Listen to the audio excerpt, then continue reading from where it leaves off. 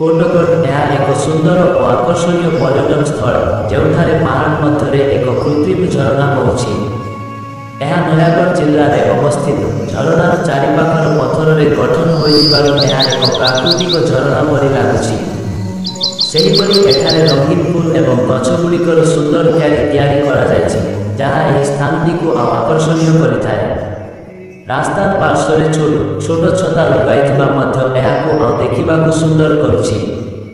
एही स्थान में दर्शक मानक पाई भिन्न भिन्न पगडुली एवं सिओड़ी तैयारी करा जायछि जहाँ द्वारा समग्र स्थान सौंदर्य देखा जाउछि।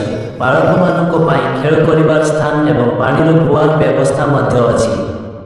चारिपाखरे गछलता और पहाड़ रे घेरी एही स्थानटी परिवार और बंधु मानक सहित समय काटिबा पाई एक आदर्श स्थान अटे। दूर दूर पर्यंत प्रसारित पहाड़ एवं बादल छाड़ी आकाश एही स्थानटी को आहरी मनोहर कर देउछि।